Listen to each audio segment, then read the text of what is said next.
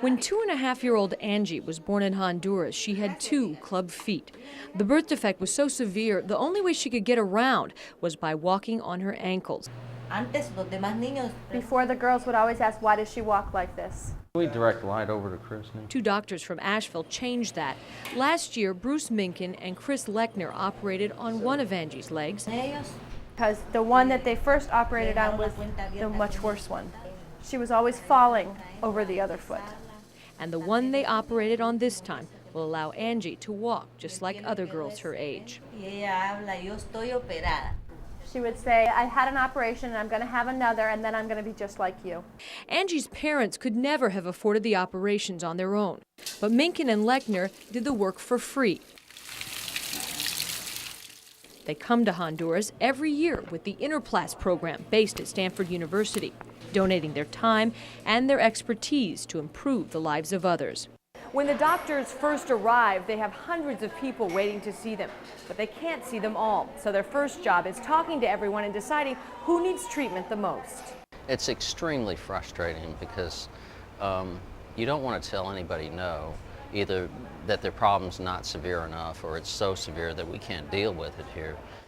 In 2 weeks, the 2 doctors will operate on 50 patients, most of them children.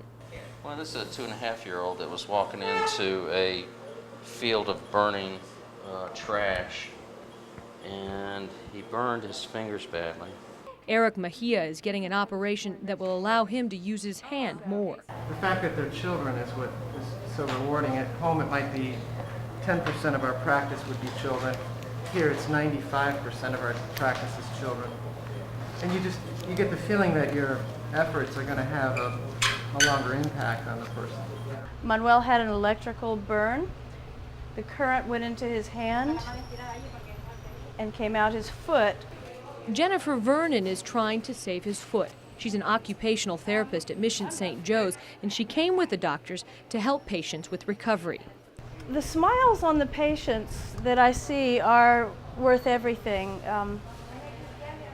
Some of the patients that we see back home are used to having so much, and the people that we see here seem to be very grateful for anything they get, so it makes me want to give even more.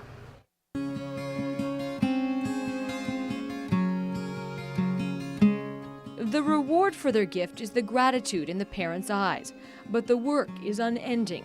There is always more. I think it's one person at a time, and when we leave all these patients that have problems, that's what makes me come back the next year, because I know there's a lot more to do. Save a place for me, save a space for me in your